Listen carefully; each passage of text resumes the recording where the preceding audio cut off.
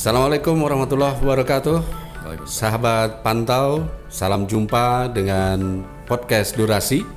Ini adalah salah satu program yang nantinya akan menemani atau menjadi sahabat dari para pemerhati medsos, terutama warga Garut dan seluruh Indonesia, karena kita akan terus menjumpai Anda dengan program-program kami sampai yang akan datang, dan kali ini merupakan program kita yang pertama. Program kita yang pertama adalah bekerja sama podcast Durasi, kemudian Just Info Garut atau JIG, dan Mau Pilkada. Kali ini kita akan mengisi dengan bincang tokoh, dan saya sudah punya tamu spesial, tamu istimewa juga ya. Dan kali ini kita akan berbincang mengenai hasil polling yang dilaksanakan oleh Just Info Garut dan Mau Pilkada.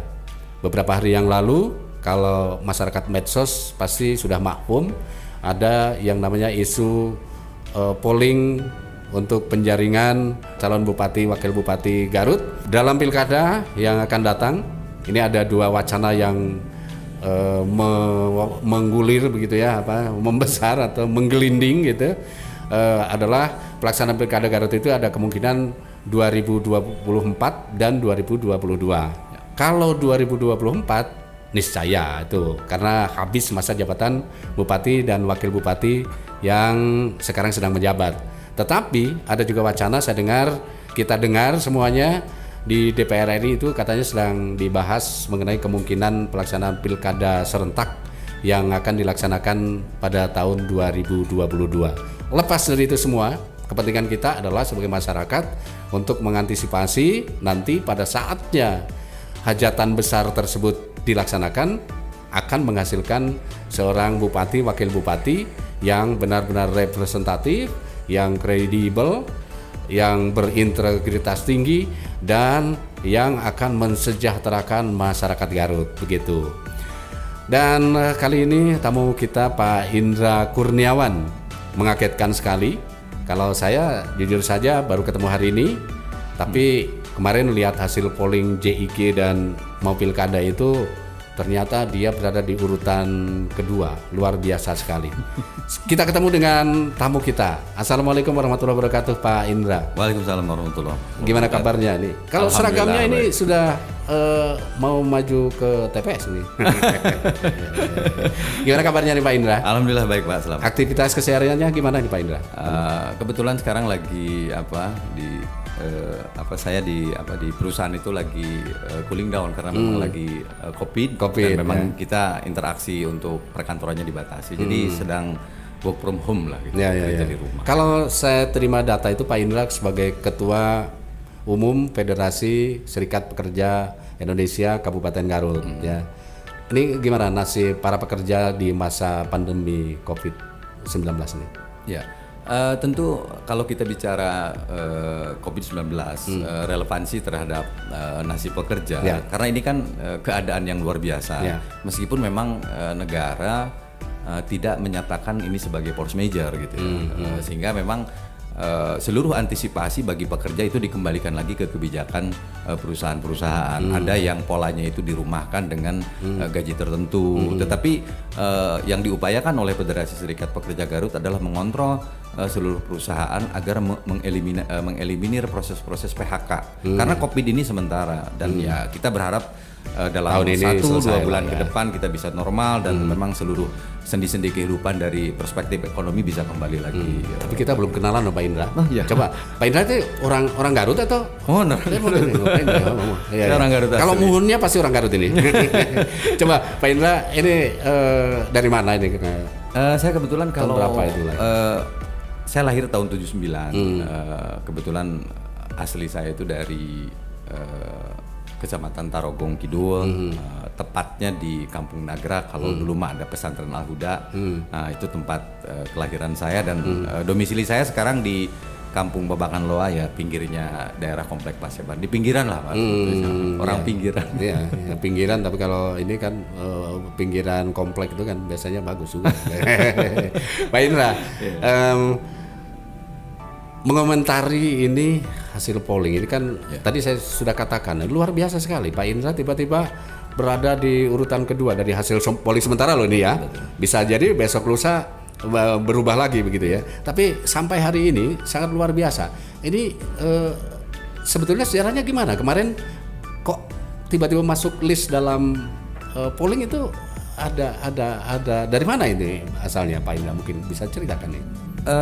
Jujur sebetulnya saya dihubungi oleh media gitu ya, untuk berkenan dimintakan untuk masuk ke dalam bursa list survei pilkada 2022 atau 2024 yang tadi disampaikan.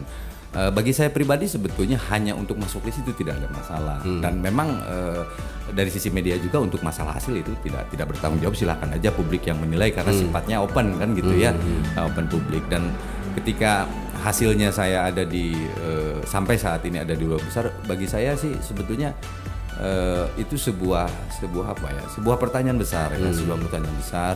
Lalu kemudian itu sebuah musibah juga kalau buat saya Pak Slamet, karena meskipun hanya ada di dalam satu list, artinya ada beberapa amanah yang harus memang kita lihat nanti kedalaman politiknya seperti apa. Tapi ya yang pertama yang ingin saya sampaikan adalah sebetulnya fokus saya itu tidak terhadap hasil list, tapi ada beberapa perubahan dari sisi mainstream, ada perubahan dari mindset media yang melakukan politik pendidikan secara dini. Ya kan, karena ini penting. Ini diawali dari, saya yakin political distrust di Indonesia terrepresentasikan di Kabupaten Garut.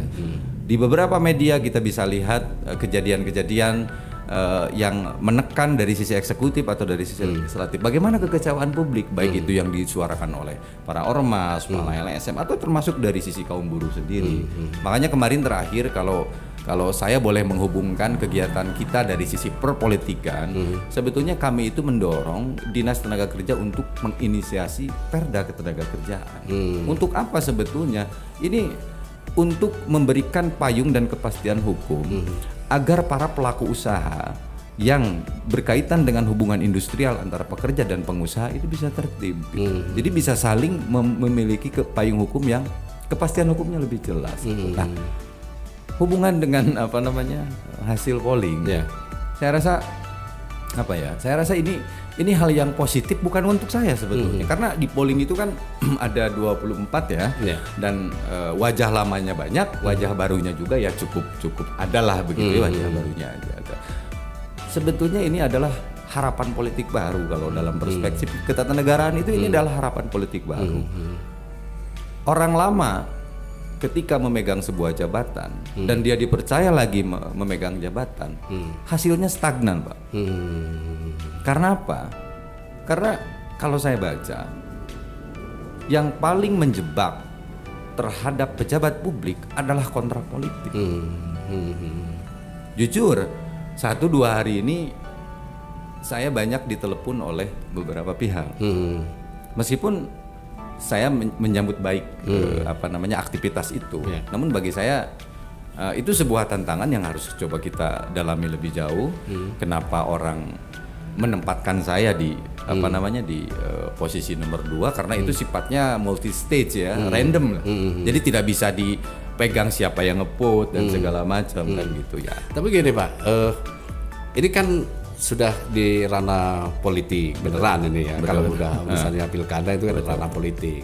Pak Indra selama ini sebagai aktivis pekerja begitu ya, yang mengadvokasi nasib para pekerja begitu kira-kira. Nah ini kira-kira karena itu di situ juga di dalamnya ada politik juga sih memang ya, cuman nggak terlalu praktis lah begitu ya. Nah ini tiba-tiba diseret ke sini nih. Apa yang kira-kira yang ada dalam pikiran Pak Indra yang Anda bayangkan dengan pilkada itu gitu? Jadi sebetulnya aktivitas saya selain saya ngurus perburuhan gitu Pak ya, saya juga secara ritme yang periodik lah gitu ya. Saya juga berprofesi sebagai pengamat politik, hukum dan tata negara, karena kebetulan basic saya dari sisi hukum tata negara gitu. Emang kuliah dari mana dulu Pak? Saya dari STH dari hukum. Nah, sehingga dari perspektif itu saya seringkali membuat beberapa artikel tulisan bagaimana melihat identifikasi permasalahan ketatanegaraan terutama yang ada di Kabupaten Garut, sehingga saya juga butuh metodologi tertentu dan tentunya metodologi itu jadi saya kasih contoh begini, masalah itu saya anggap toksik, ya kan, kita perlu detox Pak, detoksifikasinya kita harus benar. Kalau kita mau bikin serum maka kita harus tahu penyakitnya apa. Nah, permasalahan di Garut itu jangankan membuat serum, tahu penyakitnya juga tidak. Bagaimana kita mau membuat serum? Sehingga secara general saya bisa mengatakan kita saat ini ngurus pemerintahan Garut itu amatiran. Karena apa? Cara pengisian jabatan yang buruk. Saya masih ingat di Milangkala Garut yang ke-207 kalau nggak salah di bulan Februari lalu, Bupati kita Pak Rudi Gunawan marah-marah ke kepala-kepala SKPD waktu itu karena Human Development Index di Kabupaten Garut atau IPM lah gitu ya bahasa sederhananya itu malah turun angkanya. Sementara tunjangan jabatannya katanya naik. Kan nggak linear tuh Pak. Ya. Itu sebetulnya hal-hal yang gampang sekali dijawab kalau dari sisi politik. Pertanyaan saya, kenapa Garut masih berada di urutan kedua IPM kalau dibandingkan dengan 27 kabupaten? Kalau dari aspek pendidikan itu kalau tidak salah baru kelas 2 SMP ya. IPM. Nah ini yang kalau kita bicara tentang menghubungkan sebuah hal dengan hal yang lainnya. United Nations Development Program atau UNDP itu menyoroti 3 hal untuk mengukur laju pertumbuhan sebuah daerah. Saya tidak ngomong Indonesia dulu, kita ngomong Garut karena Garut itu representasi, representasi negara Garut itu sebetulnya sama aja. Men-sampling Garut itu nggak bakalan jauh beda dengan daerah-daerah lain. UNDP itu kalau IPM lah di Indonesia itu IPM. Parameter yang paling utama dalam IPM itu adalah 3. Yang pertama adalah kesehatan, yang kedua adalah pendidikan, yang ketiga adalah standar kehidupan yang layak. Itu jadi gini, kalau ada seorang pemimpin yang menyatakan begini, saya akan membuat masyarakat itu sejahtera. Sejahtera itu abstrak, sama dengan kita ngomong keadilan. Keadilan itu tidak bisa diangkakan. Kesejahteraan itu apa versi kesejahteraan? Versi pejabat publik. Angka kesejahteraan di sebuah daerah hanya bisa dikuantifikasi dengan mengukur indeks pembangunan manusia yang saya sebutkan tadi. Ada 3 faktor, kesehatan, pendidikan, dan standar hidup layak. Dan yang missnya seolah-olah Garut itu, saya melihat statement dari Pak Bupati waktu itu, waktu beliau marah-marah. Ini statement Pak Bupati itu menjadi statement publik Pak, bagi kami sebagai warga negara. Beliau hanya menyatakan saya akan memperbaiki pendidikan, saya akan memperbaiki kesehatan. Karena rasio di masing-masing bidang ini sangat rendah sekali. Seingat Anda kapan itu Pak Bupati marahnya? Kalau nggak salah di Milangkala Garut ke-207 waktu itu dia lagi di apel Setda gara-gara IPM turun ya. Akhirnya tapi konteksnya saya tidak melihat marah-marahnya, tapi apa yang disampaikan. Saya bicara tentang substansinya. Ada perkembangan nggak dari saat itu sampai hari kalau ini? Februari sampai sekarang saya rasa sih itu belum bisa diukur karena ukuran BPS itu kan biasanya per 1 tahun atau per 5 tahun. Biasanya per 1 tahun. Tapi gejala setidaknya gejala perubahan gitu. Misalnya dilihat dari kebijakan yang mengarah ke situ itu. Saya rasa sih masih stagnan, Pak. Karena apa? Karena terlalu retorik. Segala sesuatu yang mau merubah ke arah lebih baik, maka butuh manifestasi planning yang baik. Nah, kembali ke tadi, Pak Bupati menyoroti pendidikan dan kesehatan. Beliau lupa bahwa standar input dari sisi indeks pembangunan manusia itu ada di standar kehidupan yang layak, dan itu adalah sektor perburuhan, Pak. Itu adalah standar input, faktor input. Faktor input itu akan memberikan efek domino terhadap pendidikan dan kesehatan. Sementara kalau fokusnya terhadap 2 itu, sementara standar faktor inputnya malahan diabaikan. Sekarang saya mau nanya, berapa sih APBD Garut untuk Dinas Tenaga Kerja? Pak, kalau di Garut itu sebetulnya jumlah pekerja paling tidak yang ada di dalam wilayah garapan Pak Indra sebagai Federasi Serikat Pekerja. Ya. Kalau di Garut itu jumlahnya sampai hari ini berapa ini, Pak? Begini Pak, kalau nanya data itu harusnya ke pemerintah. Ya. Tapi saya bisa jawab, pemerintah tidak punya data. Bahkan kami sendiri kemarin yang meminta pemerintah untuk melakukan validasi data. Coba tanya ke Dinas Tenaga Kerja, mereka tidak punya data. Kacau ya. Kacau. Artinya kalau ditanya data, saya tidak bisa jawab berapa datanya karena pemerintah pun tidak punya data. Sehingga yang memiliki validasi menjawab secara legitimate adalah pemerintah. Kalau saya ditanya, saya bisa aja jawab. Di Garut itu sekarang ada sekitar 711 perusahaan. Di antaranya 121 yang besar, sisanya kelas medium dan bawahan. Terus diukur nggak pelaksanaan regulasinya? Tidak ada. Jangankan untuk mengukur kedalaman kepatuhan, datanya sendiri tidak ada. Dan itu adalah faktor input dari sisi Human Development Index. Sehingga bagaimana pendidikan mau benar, bagaimana kesehatan mau benar, kalau faktor inputnya sendiri terabaikan. Sederhana saja, logik sekali sebetulnya. Logik sekali. Nah kira-kira seperti itu. Kalau jumlah keseluruhan berapa itu, Pak? Jumlah hasil pendataan dari tim Bapak itu, jumlah pekerja di Garut. Kita kemarin basisnya itu yang kita data itu adalah perusahaannya, Pak, bukan tenaga kerjanya. Karena kita tidak fokus ke jumlah tenaga kerja. Kemarin dari sisi advokasi kita mencoba untuk melihat kedalaman kepatuhan perusahaan. Makanya yang kita data itu perusahaan, berapa perusahaan yang punya perjanjian kerja, berapa perusahaan yang mengoutsourcingkan pekerja, apakah outsourcing ini memang layak di-outsourcingkan atau tidak, apakah sudah dibayar UMK-nya atau tidak. Yang kita dalami itu adalah variabel-variabel itu, sehingga kita bisa menilai, oh ternyata kepatuhan compliance-nya perusahaan di Kabupaten Garut itu, kalau saya lihat pakai teori Pareto itu kemarin itu 60% perusahaan di Kabupaten Garut itu masih di bawah normatif. Artinya apa? Kalau di bawah normatif, artinya 60% pekerja yang ada di Kabupaten Garut, berapapun itu nilainya, itu standar hidupnya masih belum layak.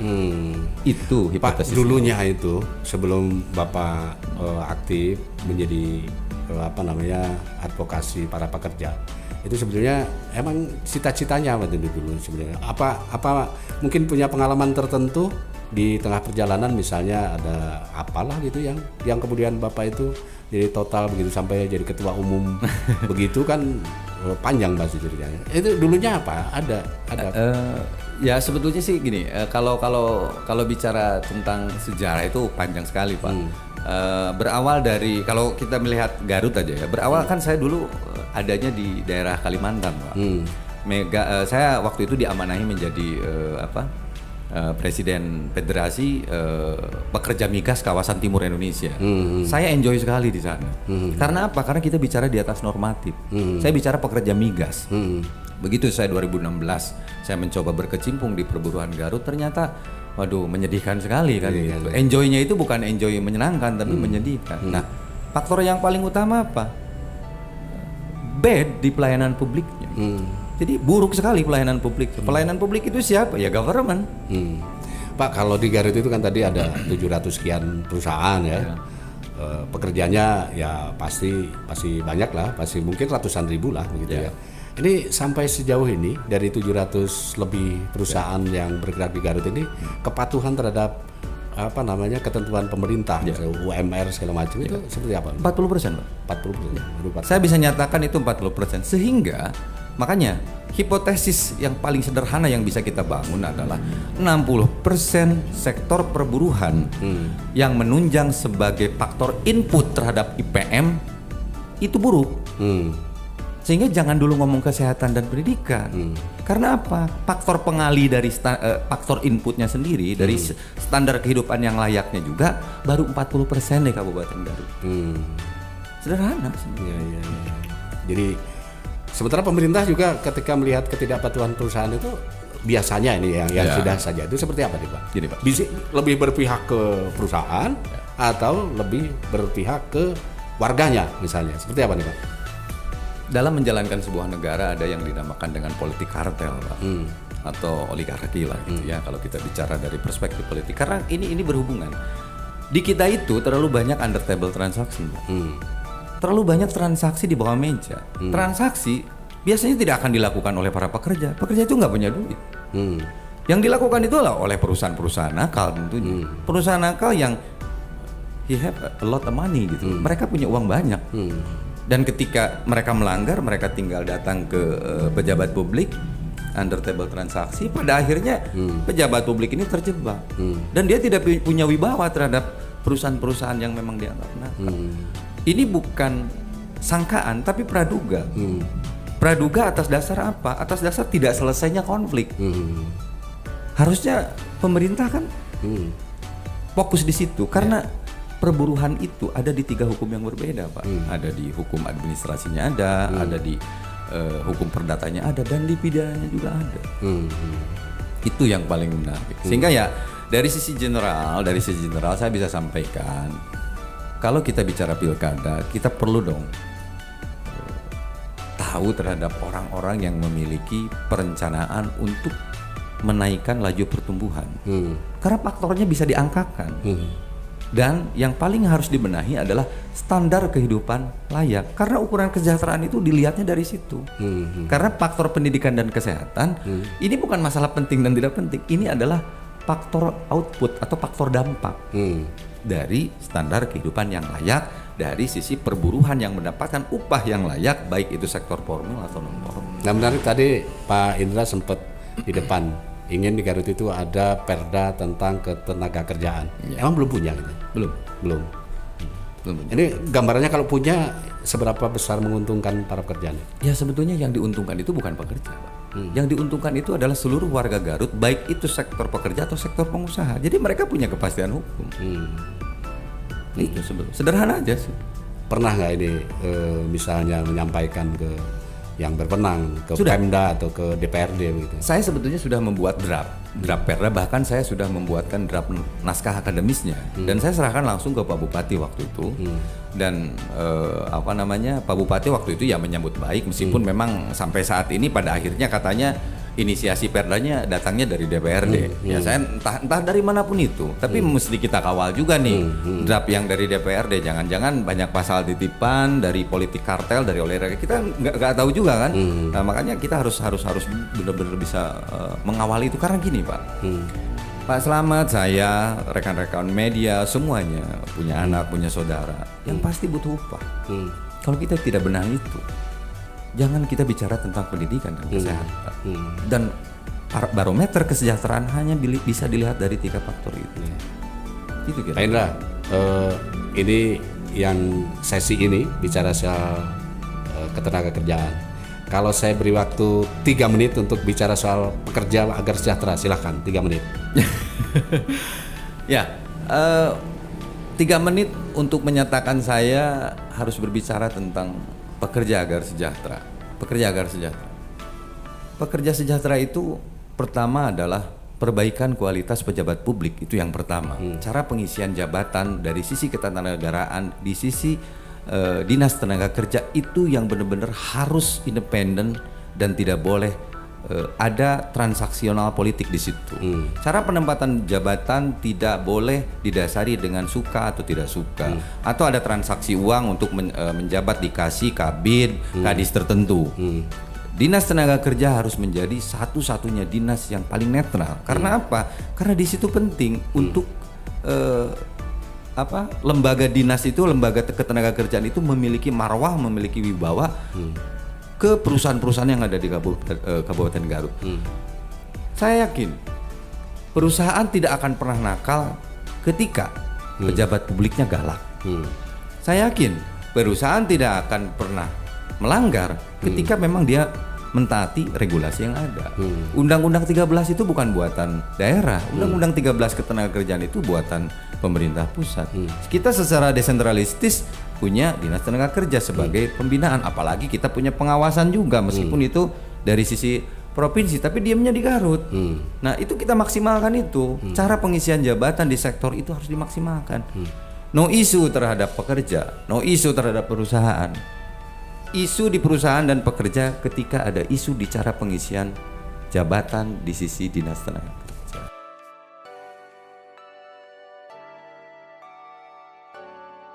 Baik, sahabat pantau, podcast Durasi masih bersama Anda melanjutkan perbincangan dengan tamu kita hari ini, Pak Indra Kurniawan. Tadi sudah bicara tentang hal-hal yang berkaitan dengan nasib dan masalah isu ketenaga kerjaan. Karena kita kaitannya kan dengan polling, hasil polling Pak Indra Kurniawan. Ini polling yang diselenggarakan oleh Mau Pilkada dan JIG atau Just Info Garut. Pak Indra Kurniawan itu oleh voter ditempatkan di posisi kedua. Luar biasa ini. Dan tadi juga di awal sudah disinggung. Bagaimana sebenarnya sih pasti tidak ujuk-ujuk orang kemudian memilih atau Pak Indra. Walaupun mungkin sebagian iseng-iseng aja karena kenal gitu ya. Atau mungkin juga karena media sosial, karena sekarang sedang program galak-galaknya di rumah saja, jadi fokus gitu. Pak Indra, tadi saya ingin kembali ini reaksi pertama Anda gitu. Reaksi pertama aja ini apa itu begitu Anda masuk polling, apalagi sudah masuk di urutan kedua seperti ini? Ya, sebenarnya reaksi saya sih biasa-biasa aja, Pak. Dari perspektif saya personality itu biasa-biasa saja, tetapi dari sisi mindset, dari sisi morality gitu, ini sudah menjadi opini publik dan ini sudah menjadi amanah publik. Nah, sehingga musibah saya itu di situ sebetulnya.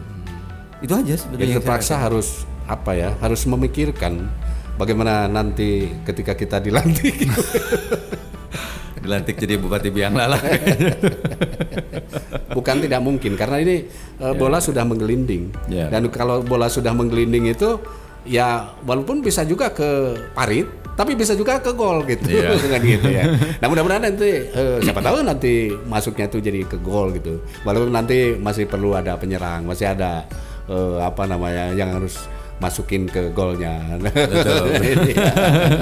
Mudah-mudahan. Tapi begini Pak Indra, lepas dari itu semua, ini kan bicara Garut ini orang bilang karena katanya ini kan tanggung jawab semua, gitu, semua warga Garut itu kan punya tanggung jawab secara moral. Bagaimana Garut ini menjadi maju, bagaimana kita menjadi bangga sebagai orang Garut ya, bagaimana masyarakat Garut itu bisa menjadi lebih baik, lebih sejahtera. Alamnya kita yang terkenal kaya, malah ada yang mengatakan karena Garut itu saking kayanya, saking indahnya, katanya waktu menciptakan Garut itu Tuhan sedang tersenyum katanya begitu ya. itu sah-sah saja kan sebagai sebuah ekspektasi atau sebagai sebuah bayangan indah, karena kadang-kadang kita juga sebagai orang Garut malah nggak bangga jadi orang Garut, malah yang dijelek-jelekan keluar tuh Garutnya gitu kan, banyak juga yang seperti itu. Sementara ketika diberikan amanah untuk mengerjakan sesuatu di Garut juga malah gagal juga. Betul. Gitu kan. Ini sepertinya menjadi bagian sisi-sisi yang harus menjadi perhatian kita di Garut. Tapi sejauh ini sebetulnya Pak Indra apa yang Anda pernah merasa bangga sih nggak lahir jadi orang Garut itu Pak? Oh bangga Pak. Bangga ya. Waktu kecil punya pengalaman yang sekarang menjadi hilang dan Anda merasa apa? Banyak orang yang sok ngenes sih ninggal Garut nama gitu misalnya. Ada pernah nggak ada punya sesuatu yang hilang tiba-tiba sekarang hilang yang pernah Anda nikmati waktu kecil itu? Ya sebetulnya sih kalau saya tadi menjawab pertanyaan apakah saya bangga menjadi orang Garut, tentu bangga karena Garut itu yang melahirkan saya, di tanah itu saya lahir. Saya hanya tidak bangga terhadap pemerintahannya saja. Itu saja sih sebetulnya. Tidak bangga dengan pemerintahannya saja. Gitu ya. Luar biasa. Garut ya tadi keindahannya itu ya, dari aspek sumber daya alamnya, dari aspek sumber daya manusianya. Orang yang tidak bangga dengan pemerintahannya itu orang hebat loh ini. Karena dia pasti berpikir ingin lebih dari itu gitu ya. Garut yang kalau dilihat dari potensi alamnya, wisatanya saja kita punya semua ini ya, ada gunung, ada rimba, ada pantai. Dulu itu ada istilah gurilaps ya, seni budayanya juga tinggi ya. Sementara sampai hari ini juga masih termasuk Pak Indra itu karena nggak bangga itu berarti karena hasilnya nggak begitu bagus mengelola semua sumber daya yang ada itu ya. Dari SDM-nya berapa banyak tokoh-tokoh yang berhasil di tingkat nasional bahkan di internasional itu banyak orang Garut, tapi ternyata belum mampu menularkan keberhasilan mereka ini menjadi orang yang lebih banyak sampai begitu. Pak Indra, saya ingin Anda melihat Garut, bagaimana sih Garut yang di mata Pak Indra? Ya, Garut itu kan sebetulnya kota dengan sejuta keindahan tentunya. Tapi Garut juga memang dikenal sebagai kota yang sejuta masalah juga. Gitu. Masalah birokrasi, masalah pemerintahan pelayanan publik yang buruk. Namun kan ketika saya bicara itu kan itu bahasanya retorika banget. Gitu ya. Saya selalu menyukai dengan sebuah angka, Pak. Karena angka itu adalah bentuk validitas dari sebuah proven gitu. Jadi kalau kita mau ngomong kamu jelek, angka kamu berapa?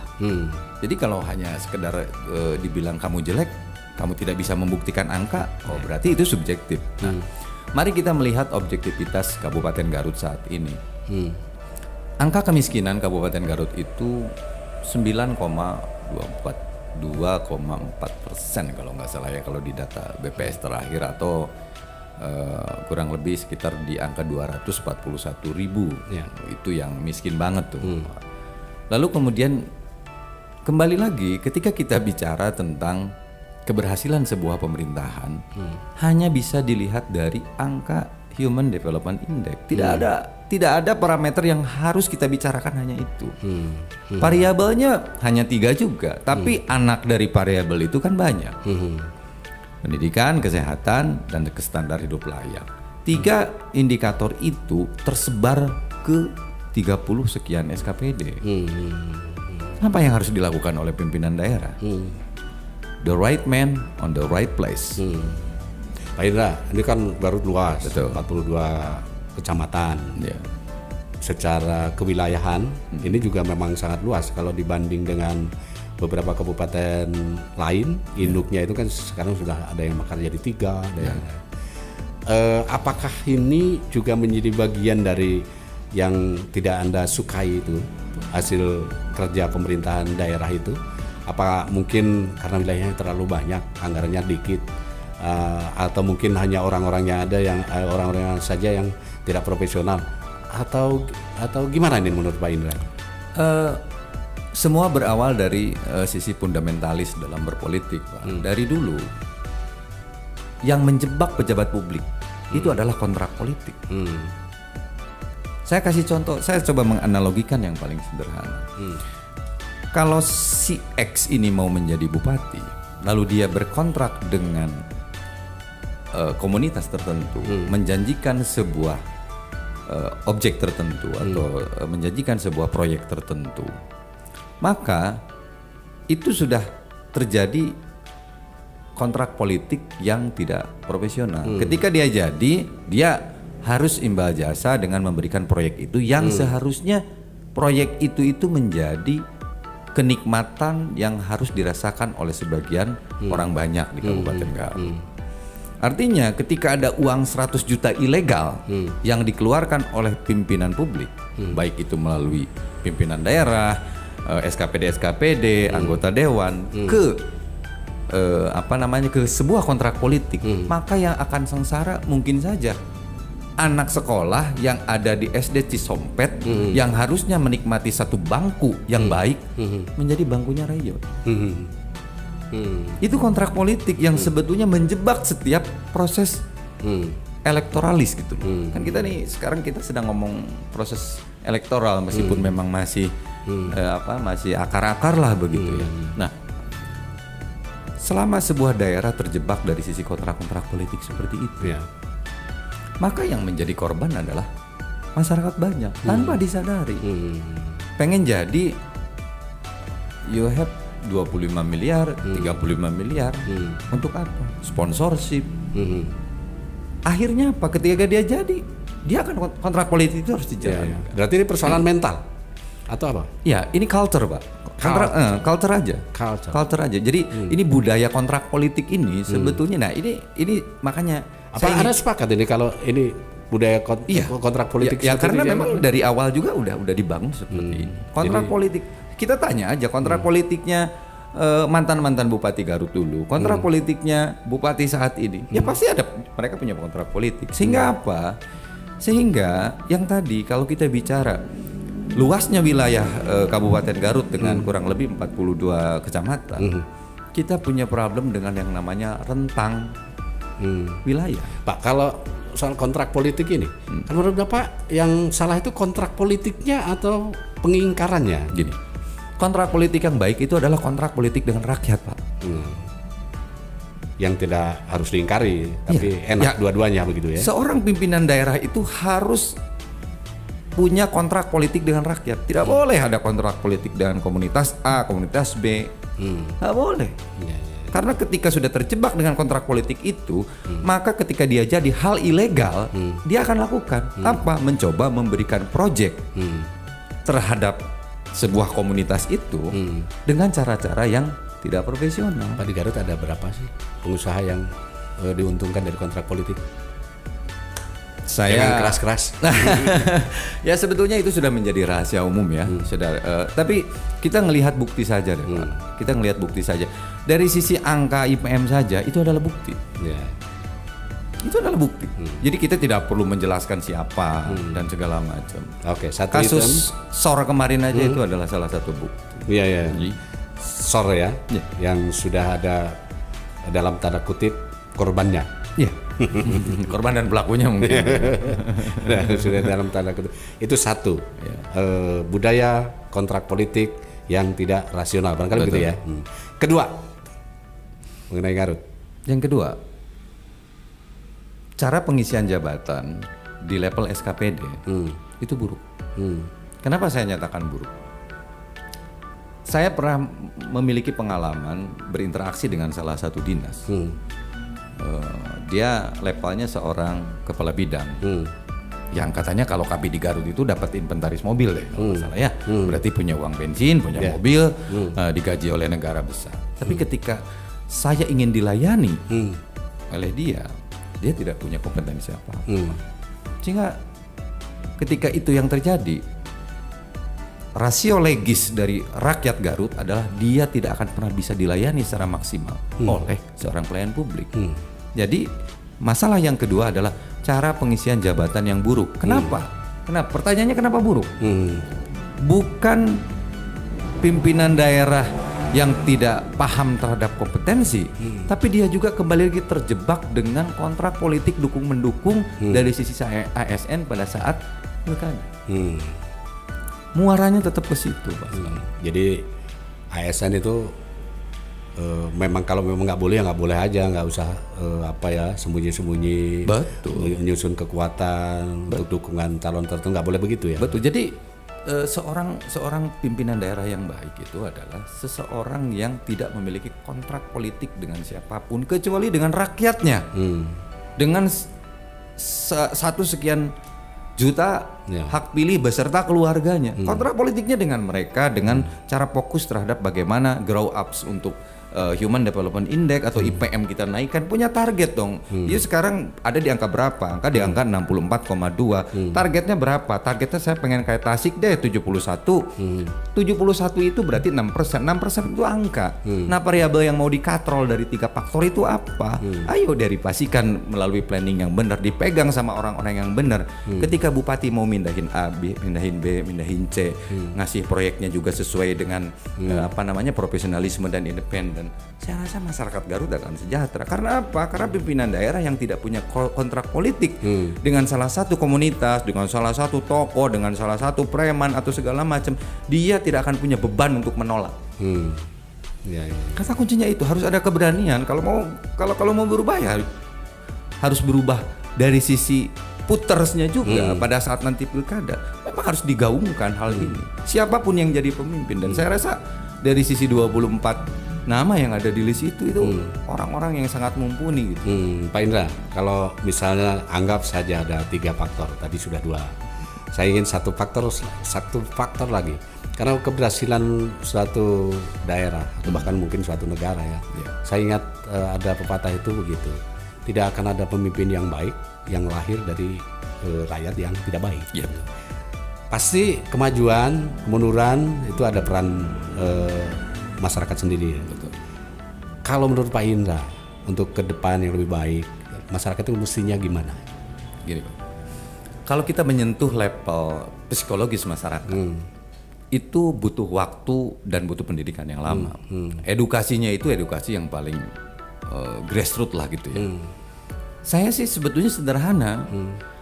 Apresiasi terhadap teman-teman media yang melakukan survei ini, terlepas dari masalah voting saya. Saya tidak ada di sana pun tidak ada masalah. Toh saya juga bisa memberikan influencer dari sisi yang lain kan begitu. Tapi saya apresiasi, ini adalah bentuk pendidikan politik yang paling baik. Kenapa? Karena kita mencoba open minded. Masyarakat sekarang tidak, siapa masyarakat yang nggak punya gadget? Siapa masyarakat yang nggak punya Facebook? Siapa masyarakat yang nggak punya Instagram? Kalau saya sih nggak punya Instagram, Pak. Dilarang sama istri saya punya Instagram. Tapi bukan cacat hukum ya? Oh enggak. Nah, siapa orang yang tidak punya media sosial? Sehingga biarkan kita memproses sebuah filtrasi balon itu dengan cara seperti ini. Artinya apa? Masyarakat biar terbuka pada saat nanti pilkada. Coba dong turunkan tensi politik pragmatis dengan hanya menerima sejumlah uang dan memilih calon, tapi dia tidak bisa mengujinya gitu. Kan yang paling penting masyarakat itu bisa melihat bagaimana menguji kompetensi para calon atau para balon lah kalau memang sekarang kita punya rencana untuk itu ya silakan aja. Toh yang di list itu bukan hanya saya kok. Uji aja yang lain. Kita tagih. Dia layak nggak sih ada di list itu? Iya kan? Saya pun kalau seandainya setelah setelah bicara di publik seperti sekarang, bisa jadi saya juga terjerembab langsung di urutan 24 karena memang saya tidak layak. Mungkin saja yang milih saya itu adalah saudara-saudara saya yang saya kondisikan. Kita nggak tahu itu. Sehingga penting kita menguji seorang yang ada di urutan 1, urutan 2, urutan 3, urutan 4. Silakan uji, biarkan publik melihat. Kepantasan seseorang untuk memimpin Garut ke depan, biarkan publik yang menilai. Bukan partai politik, itu wadah mereka itu. Dan punya rekomendasi doang.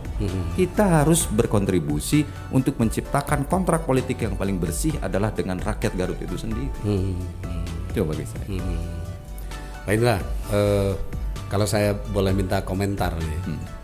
Ini kan Pak Indra kedua, ada yang pertama, ada yang ketiga, keempat dan semuanya ada 24. Dari tokoh-tokoh yang ada itu, menurut Anda siapa yang paling mengesankan Anda? Selain Anda itu nanti kan kalau mau pilkada kan harus ada wakil bupati sama bupati. Nggak mungkin sendiri. Siapa itu, tahu nanti. Sebetulnya saya sih tidak bisa menilai itu ya, karena memang saya baru bertemu dengan Pak Irfan Paja itu satu kali ketika saya lagi jadi mahasiswa. Saya belum pernah ketemu dengan Pak Saku, saya belum pernah ketemu juga dengan Pak Helmi, hanya ya saya hello di media yang sebetulnya tidak terlalu inilah gitu ya. Saya hanya mengenali dosen saya sebetulnya Bu Ida. Beliau itu adalah dosen saya waktu di STH. Yang sekarang ketua DPD Golkar itu. Iya betul. Ya masalah kesan ya beliau adalah orang baik gitu ya. Karena beliau adalah dosen saya. Terlepas dari masalah proses politik kemarin yang terjadi itu urusan di dimensi yang berbeda. Jadi kalau saya nanya kesan ya semuanya juga berkesan, Pak. Semuanya juga punya potensi. Tapi ya mudah-mudahan wajah-wajah baru yang menghiasi list itu memang bisa memberikan sumbangsi. Jadi atau tidak jadi kita harus tetap bisa berkontribusi. Pertanyaan saya berikutnya, seandainya ini kan tadi di awal kita sudah sampaikan ada wacana pilkada itu bisa 2024, bisa 2022. Seandainya disuruh memilih, itu Pak Indra milih 2024 atau 2022? Kapanpun pribadi aja, nggak ada masalah. Nggak ada masalah. Karena saya tidak punya ambisi. Tidak punya ambisi. Ya.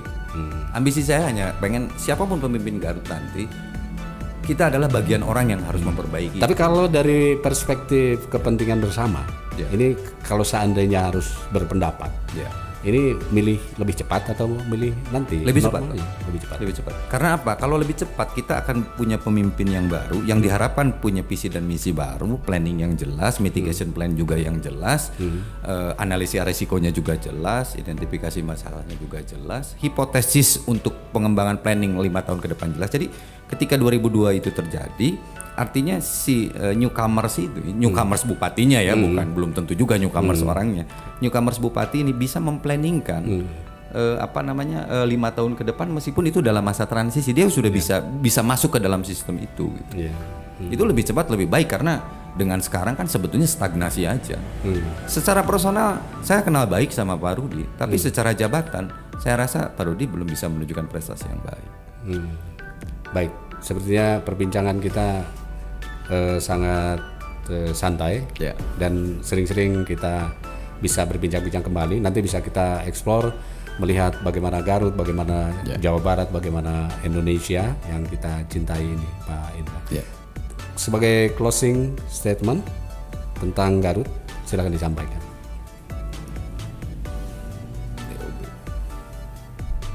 DOB. Kenapa DOB? Ya. DOB itu barang seksi sekarang, Pak.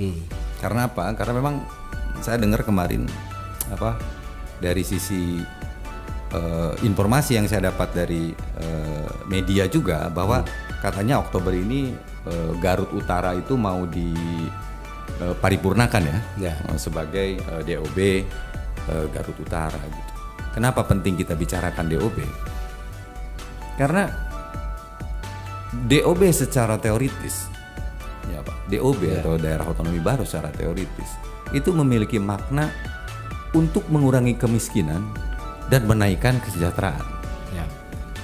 Itu landasan filosofis DOB itu. Garut sekarang dengan IPM 64 dan angka kemiskinan 9,2, artinya ketika Garut Utara nanti menjadi daerah otonomi baru, artinya dia harus jauh lebih baik daripada daerah induknya. Itu yang pertama. Itu secara terminologi dulu kita bicara tentang DOB. Yang kedua, bicara DOB, mari kita bicara flashback secara historis dalam satu dekade ini dari sisi perspektif ketatanegaraan. Dari 100% proses DOB yang terjadi di Indonesia, 80%-nya gagal di masa transisi, 20%-nya berhasil, 80%-nya itu gagal di masa transisi. Saya tidak tahu ketika DOB Garut Utara itu tidak dikelola dengan baik, apakah dia akan masuk ke angka 80% yang anjlok atau dia akan masuk ke dalam angka 20% yang baik.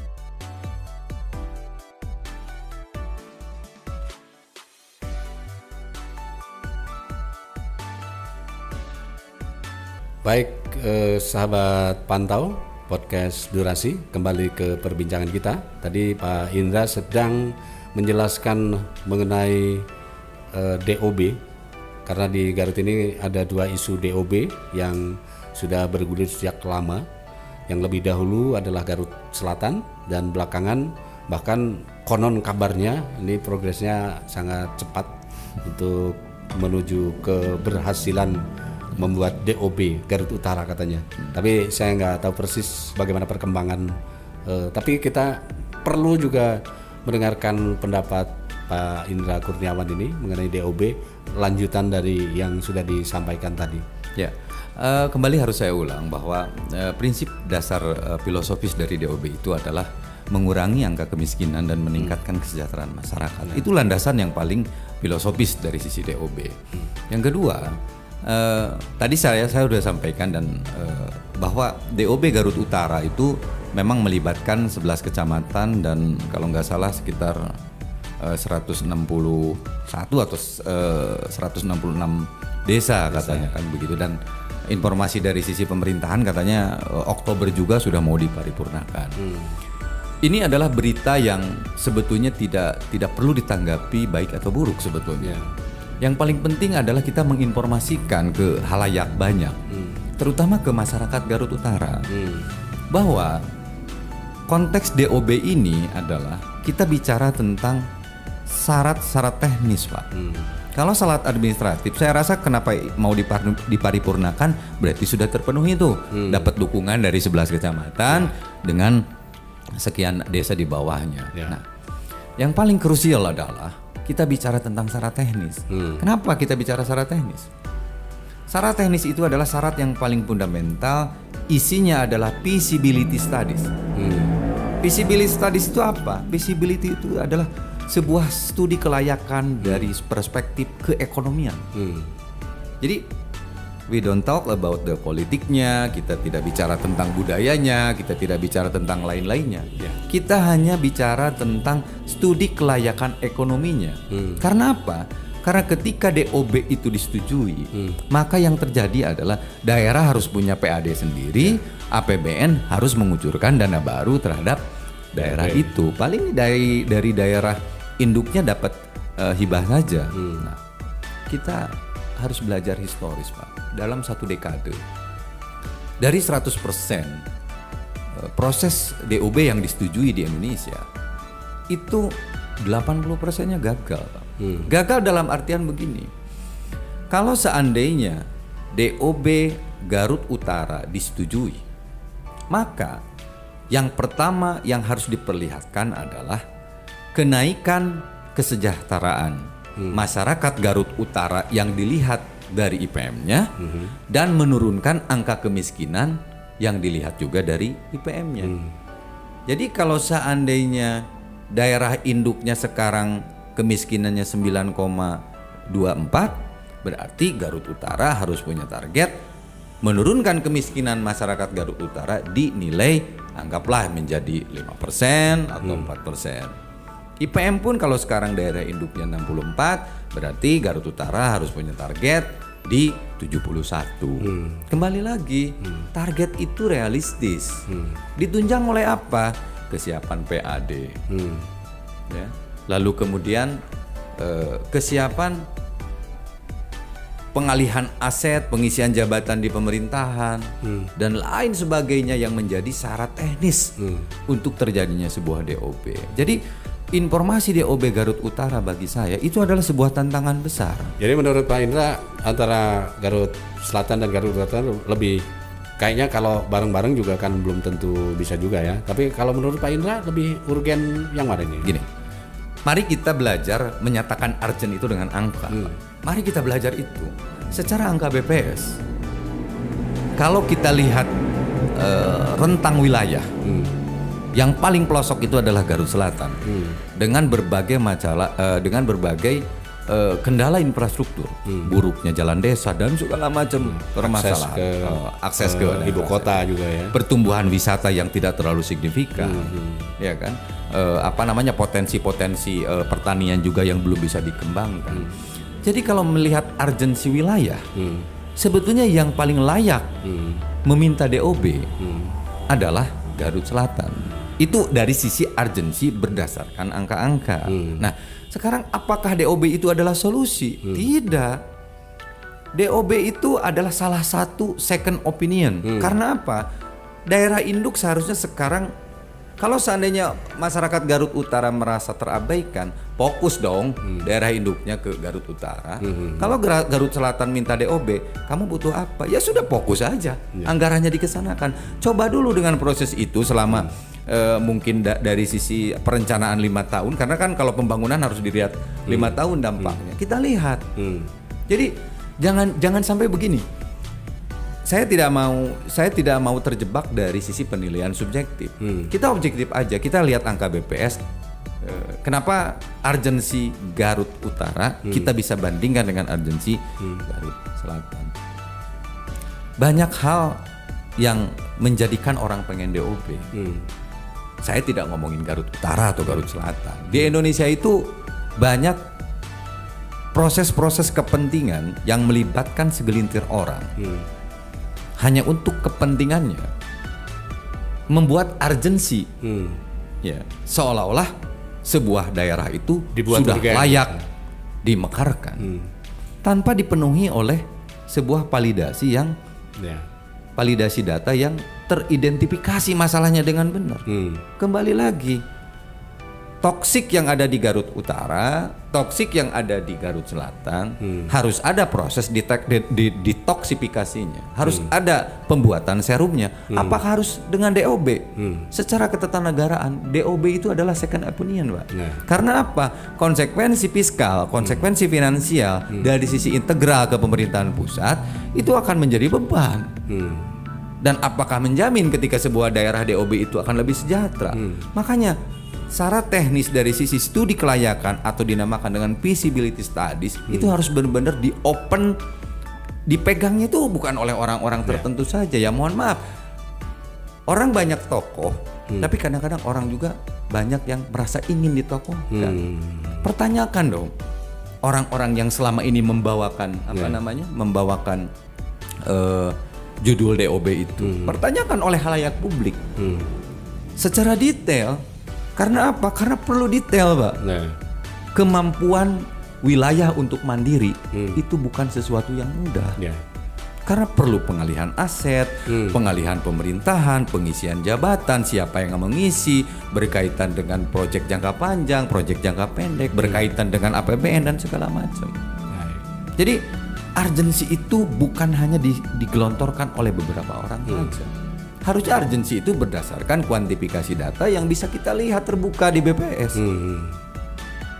Sederhana sekali. Jadi ini sebetulnya saya tidak bisa menilai kelayakan karena saya juga belum bisa membaca, belum terima studi kelayakan, kecuali ya teman-teman tokoh-tokoh yang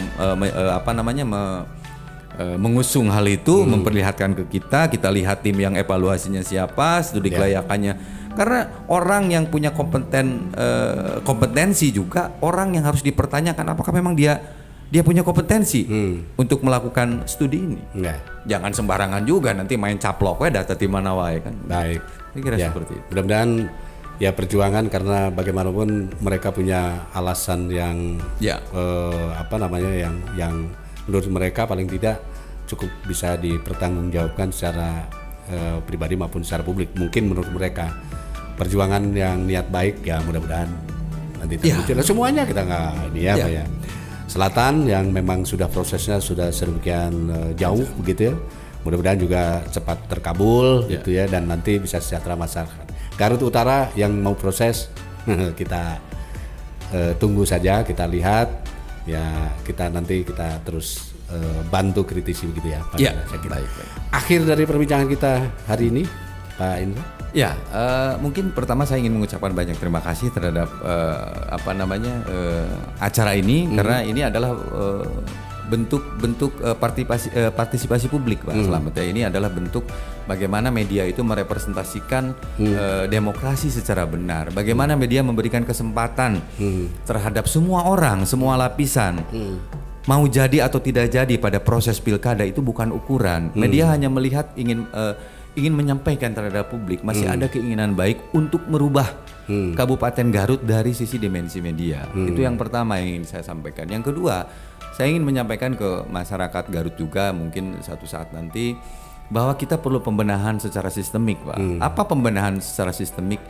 Mari kita dorong seluruh pemimpin yang akan memimpin Garut itu menghindari yang namanya kontrak politik. Mari kita gaungkan kontrak politiklah dengan rakyat. Karena hanya dengan itu kita bisa membawakan Garut ke arah yang lebih baik, yang lebih sejahtera, tentu dengan ukuran-ukuran yang bisa dipertanggungjawabkan. Terakhir sekali, satu kalimat untuk Garut. Garut bisa maju di 2022. Baik. Sahabat pantau podcast Durasi, demikian perbincangan kita hari ini. Semoga bermanfaat. Saya Slamet Timur. Assalamualaikum warahmatullahi wabarakatuh.